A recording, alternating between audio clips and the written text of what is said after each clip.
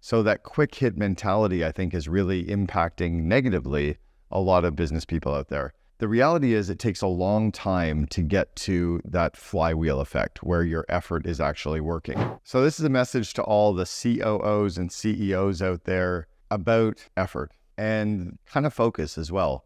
The reality is it takes a long time to get to the night before you become the overnight success story. And I think for far too many business people these days, they expect the quick hit. They expect the instant gratification. I mean, heck, we can just swipe left or swipe right, whatever it is, and get a date. We can look stuff up on Facebook and get a dopamine rush. We can order something on Amazon and get it delivered to our door and next day, and sometimes even within 2 hours if you're in North America. So that quick hit mentality, I think, is really impacting negatively a lot of business people out there. The reality is it takes a long time to get to that flywheel effect where your effort is actually working.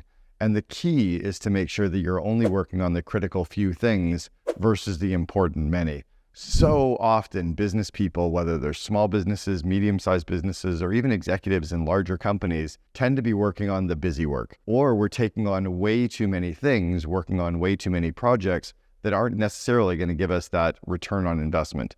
At the end of the day, you've only got 3 inputs: people, time, and money. So for you as an individual contributor, or for you as a COO or a CEO of an organization, you need to get the highest return on your people, that's you and your employees, the time, which is the days and weeks in front of you, and the money that you're putting into something, whether it's your hourly rate, your effective hourly rate, or even maybe outsourcing fees that you're investing in a project or investing in an initiative. The key is to make sure that you get the highest return on those 3 investments. But a lot of the busy work that you're doing, let's say as an example, it's social media, and you're working on TikTok and Instagram and Facebook and YouTube and LinkedIn and sending out newsletters and sending out emails and working on copy and working on the perfect hashtags and the perfect SEO strategy.